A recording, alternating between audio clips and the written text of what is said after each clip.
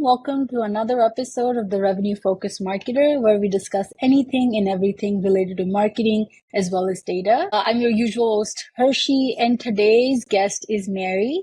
Mary is someone who brings sharp strategy, deep product thinking, and now a bold new CMO hat. She's been at many different companies, from big corporate companies to early stage startups. And now she's redefining what marketing leadership means. And she's working at SquareX now. So Mary, thank you so much for joining us today. I'm so excited to have you here. Thank you for having me. I'm excited for the conversation. Yeah. So for our listeners here today, where are you joining in from? I'm in the Washington, D.C. area today. Awesome. And I think for our listeners, maybe we can start off with understanding you better by understanding your career evolution.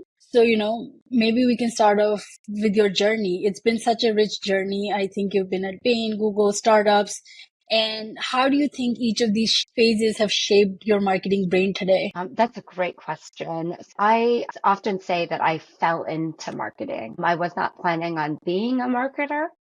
But I realized when I finished with school that I had student loans and needed a job. And the best skills that I had were around writing and editing. And so I looked for jobs where I could use those skills because I knew I was good at those two things. And so that's how I fell into marketing. It was really a marketing communications role initially. And I just sort of, figured out my way a little bit with those early jobs.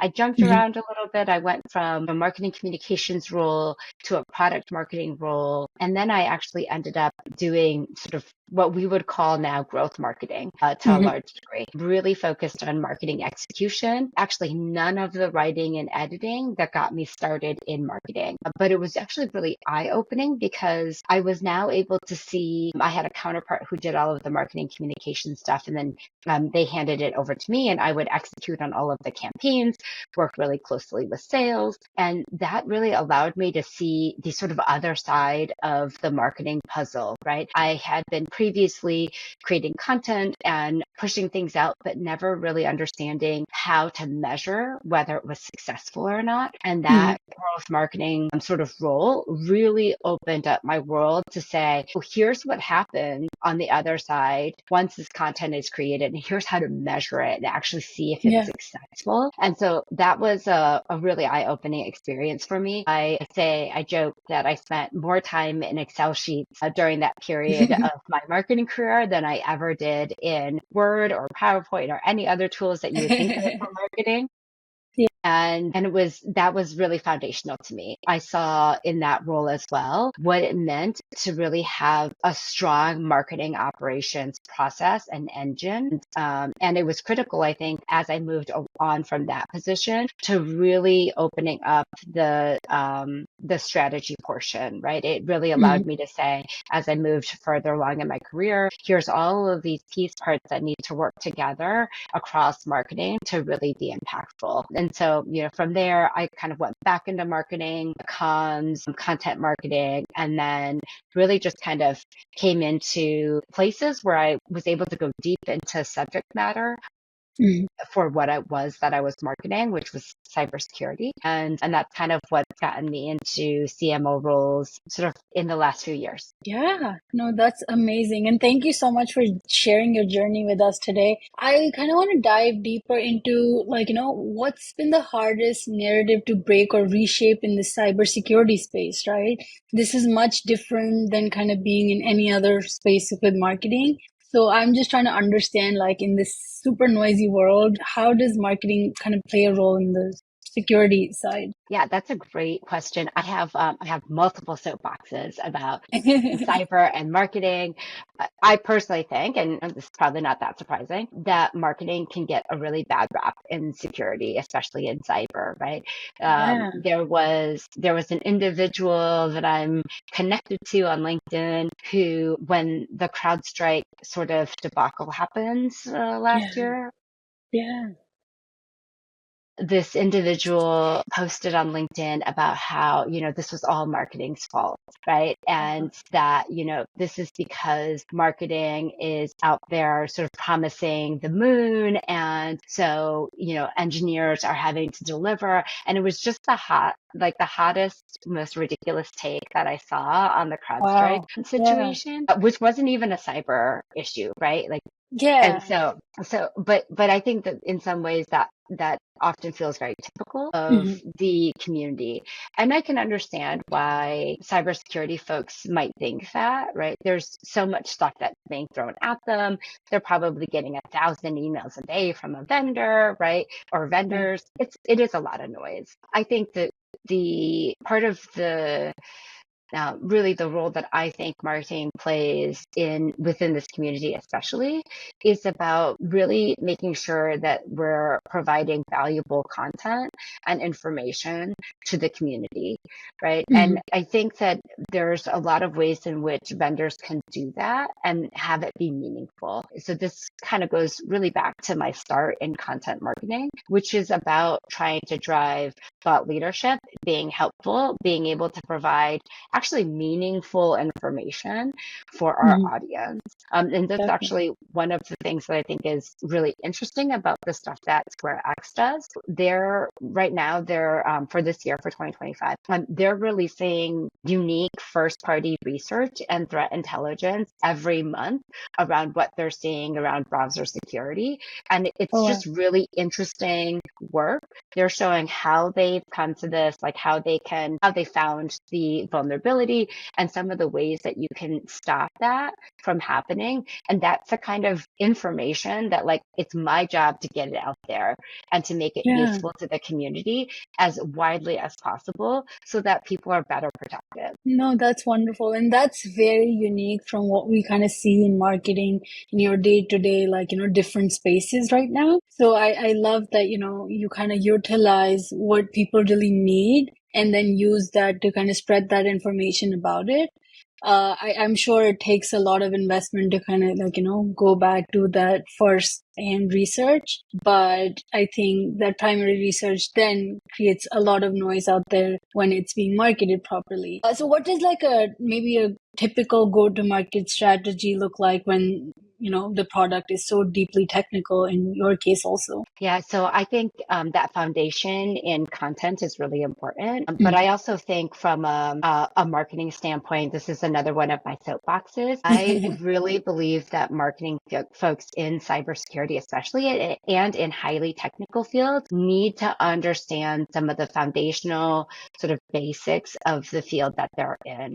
And Oh, so 1000%. yeah, I was really, I think, lucky in being able to have my cybersecurity sort of career Mm. start from a really technical place. And so I was working with the MITRE Corporation and the National Institute of Standards and Technology. And I really got my start in understanding of cybersecurity in those two places and understanding that language, the language that our key audience, these cybersecurity folks, they speak, the way that they think, the frameworks that they have to hold themselves to, that they have to implement in their jobs.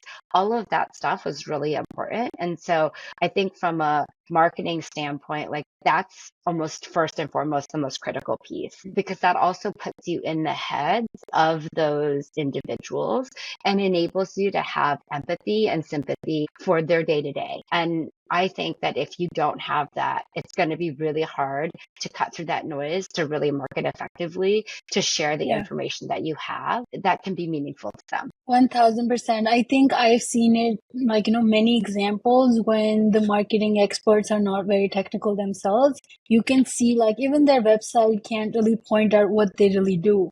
Like, Yeah. if your core messaging can't really establish what your company does, that kind of goes back to people not really knowing the product. And I think that's definitely not the route most people want you to kind of go, right? Yeah. Because you don't want misinformation out there about the product. I don't like, people can be spending a lot of money on their ads and spending a lot of effort, but kind of goes back to like the root foundation. If the content piece and the knowledge to back that content isn't done correctly, then whatever you do, it's gonna, not really help you convert anyone because you don't even know what you're selling at that point. Exactly. Yeah. There was one role I went into where I was reading through their content and, they were using words like, detecting threats, but Mhm. they weren't a detection tool. They Oh, wow. did not develop detection technology, but Mhm. they didn't have folks who understood that in cyber, detection is a very specific thing, right? Mhm. They were scanning and they were scanning for vulnerabilities and they could Yeah. identify vulnerabilities, but they did not detect vulnerabilities. And in security, especially identifying and detecting are two different types of things. Very different things. But you Yeah. wouldn't know that if you don't have that foundational background. And so Yeah. it's stuff like that that I think is really important for marketers Mhm. in security and for folks who are looking to get into this field in particular. Those are some Yeah. of the nuances that you really have to understand. Yeah, I really agree. Like, I kind of work in the SaaS space now, and for me to be able to be good at the product and, like, even be able to deal with the marketing teams that work on the product, it was so important to get those foundations right because small differences can be made from words that you kind of utilize, like the example that you shared. Yeah. So it's really intriguing. Like, people kind of focus on pretty much the heavier stuff and things like how much money you're spending, but sometimes overlook the basics. And I think doing marketing the right way, it's really important to kind of start from scratch, build your foundations, and then focus on the other pieces, right? Yes, exactly. Yeah, and so I think, once you get that content down, that language, you have a true sort of understanding of that target audience that you're going after. Then really, I think that at least in security, that go-to-market approach is a demand-focused approach, right? So Mhm. once you put that good content out there, people are going to come back and seek it from you. And Yeah. ultimately, when they're ready, they will raise their hand and say, hey, I want to talk to someone about learning more about your product, right? Mhm. Certainly, we want to make sure that the calls to action for, scheduling a demo or getting pricing, that those are all over the place. But at the Yeah. end of the day, we are not trying to get someone on the phone who isn't interested in hearing about the product. That doesn't help anyone. That just wastes everyone's time, right? Oh, And so 1000%. we're happy to put that content out there ungated, show folks what we know, show them that we're really a partner with them in this journey Mhm. and improving their security. And when they're ready to chat with us and talk to us, we'll be raring to go and we'll show them all the things that we think are great. But that kind of demand gen focused approach, waiting for folks to be ready to talk to us, that's really the go to market strategy that I think works well in the security world. Definitely.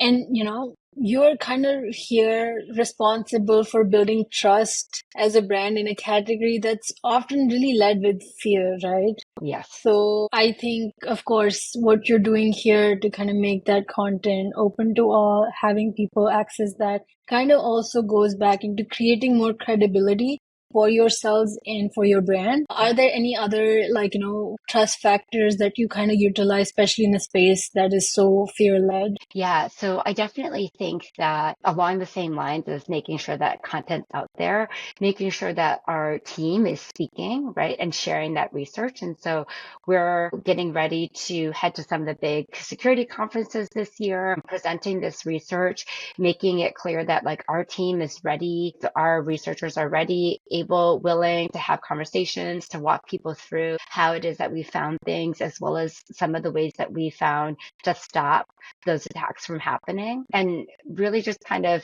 being open to sharing and having those conversations. Our CEO is also doing these things, right? So our research team is doing this, but really just making sure we're a resource to the community. That's a big Mhm. piece of it. Being at these shows and having these conversations and sharing what we found, I think it's important too. And then, there's also the working with other partners and vendors in this space. And oftentimes I think, especially for cybersecurity companies, it can feel very isolating. Like we Mhm. want to be the only vendor that you're talking Yeah. to, but that's just not the world that we live in, right? We live in this Yeah. ecosystem. And so it's about, what other cybersecurity vendors care about these things that we care about, and how do we Mhm. partner together to go to market more effectively? That's wonderful. That's such a unique perspective also, because, typically you would think of competitors as like, oh, you don't want to kind of, indulge with them. But sometimes, like you're saying, collaborating with them, you can create more awareness and you can kind of like, team up to solve certain problems that people do have. So that's a very unique perspective.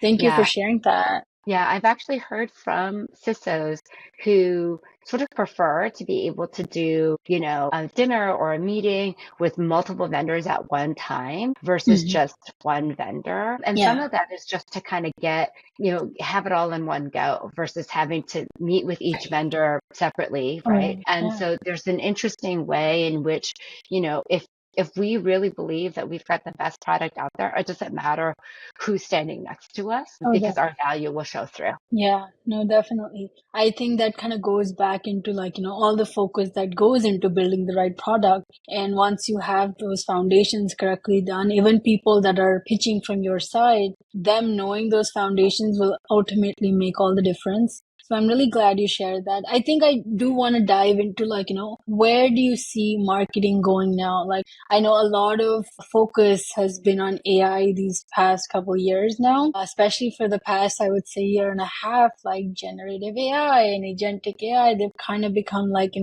those really key words that everybody is using. So what are your thoughts on like, future of marketing in this space and also utilization of AI? Yeah, I think that if you're not all sort of in on experimentation with AI already, you're probably already a little bit behind Yeah. the curve on the marketing side. We've been using AI on the marketing side within my teams for the last couple of years now. Really, when it started to get big, we started to experiment with it. That is the nice thing about being in startups is that it's pretty easy just to kind of start playing around and seeing what you can do. Yeah. I think it's going to be huge, right? I think it has definitely accelerated the way that we've been able to, certainly on the Gen AI side, develop content, refine it, and really push it out more quickly. This doesn't Mhm. negate the need for people, right? I often have seen Gen AI hallucinate, even when I've given it directly the sources I want it to pull from, it will still make stuff up. Yeah. And so you really do need smart marketers who are able to understand, okay, and think through like, does this make sense? Is the output logical? Does it tie back to the things that I know are true within the space that we're in, right? So from a security perspective, is it making up frameworks? Is it making up attacks that don't exist, right? A lot of these things I've actually seen happen with Gen Mhm. AI. And so again, going back to that foundational sort of knowledge about the space, that also helps kind of clear through what's fake and what's real. And then making sure that we're pushing out that stuff that is going to be useful, is meaningful. And I think that's all sort of on the content side. On the more revenue generating sort of pipeline side of the house, we're starting to see AI functions being built into things like the CRM and what are traditional marketing operations engines, right? And so Mhm. there's always going to be, I think, um, some risk, and you want to make sure organizationally that your executive team and your risk officer understand the access and the scope of this, but having AI be able to look through essentially your CRM, the marketing touches, the conversations that are happening by email, and really being able to pinpoint like, hey, we think that this is the kind of content that's going to be really meaningful for this individual. Let's figure out how to serve up that content to that individual in the next sort of engagement so that we're, again, getting value for that lead or that prospect. That's Mhm. where I think we're still working through some of that. I think some folks are doing that really well already, but it's maybe more in piece parts, right? It's a couple different Yeah. tools pieced together. I think that's going to start to happen much more quickly in the next year across both Mhm. sales and marketing. Mhm. And that's really the stuff that kind of supercharge all of your Yeah. go-to-market efforts. Yeah. And I think you have to be thinking about that as a marketing leader, just because that's kind of where the business is going. Definitely. And I think another huge piece of marketing is also like, attribution, which has always been tricky, especially with like, longer B2B sales cycles. So like, have AI powered analytics helped solve anything at SquareX yet? Or like, is that something that you're still exploring with the kind of future that's moving on with AI? Yeah, that's definitely something we're exploring. We haven't implemented it yet. We're still fairly early days. And so Mhm. just kind of getting our engine going is where we are right now. But definitely understanding sort of the multi-touch attribution picture. It's so difficult to Yeah. do in marketing. I know we like to talk about that a lot, but it has been, I was talking about it just last week with some folks. It is a very difficult thing to ask a marketing team and a marketing leader to really produce. Mm. You're Yeah. never, I mean, the current state of these systems is you don't get 100% no matter what. And so Yeah. being able to leverage AI to source some of that Mhm. would be really interesting. Yeah, a lot of like, for us, a lot of our folks at Dig Growth have kind of been talking about like, garbage in is often garbage out. So like, what you kind of getting those foundations again, right, even with data, make a huge difference when you're utilizing AI. So that's what our folks here have kind of, specialized now with time. But I do want to dive into like, kind of understanding for folks that are still like, early stage startups that are probably in technical fields also. What maybe like, last piece of advice would you have or a biggest takeaway from this session for them? So I definitely think on the AI side, you have to be experimenting, right? And Mhm. that's in some ways, that's true, I think, whether you're in startup or whether you're in a really large organization. It's not always easy. It's not as easy in a large organization. I like to joke that marketing is the bane of every like IT and security person's existence because we're the ones who are doing all the shadow IT usage. And so, as an executive, I would say, you know, go out, make sure that you're okay to experiment with these things, Mhm. but really start to play with the different AI tools that are out there. I think that's the Definitely. kind of stuff that's really exciting and can really supercharge your go to market, right? It's a fascinating new space. I've heard people say that this sort of AI revolution is just like the days of the internet getting started, right? It's going to Mhm. revolutionize the way that we do Yeah. business. And I 100% agree with that. It's fascinating the stuff that you can do now with AI and sometimes scary. And so really being able to understand it. And the best way, I think, is just by experimentation. Play a little bit with it and understand some of the use cases. Like where are you having maybe a little bit of friction in your process? Where do you think you could use a little bit of support, right? Especially if you're a startup, you don't have a lot of resources.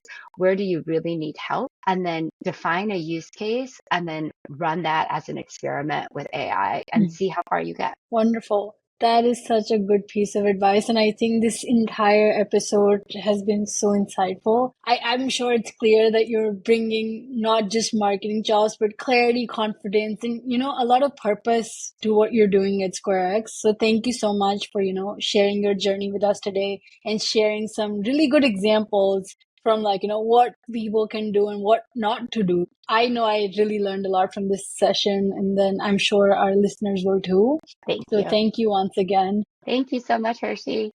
This is great. Yeah, awesome. And for our listeners that are tuning in, do let us know your thoughts. And Mary, like, before we wrap up, for people that do want to follow your journey or learn more about SquareX, where can they kind of, contact you? Yeah, so folks can follow me on LinkedIn or connect with me on LinkedIn. I'm happy to take any connections and chat with folks. I really do love helping folks along their journey. And so if anyone has questions, thoughts, wants to just connect and run some ideas with me on, how to change up or experiment on go to market, or if they have questions about sort of moving along in their career, I'm happy to connect on that. Awesome. Thank you so much. And thank you for everyone that tuned in today. Thank you. And, we'll follow you on the next one. All right. Thank you, Thank you. Mary.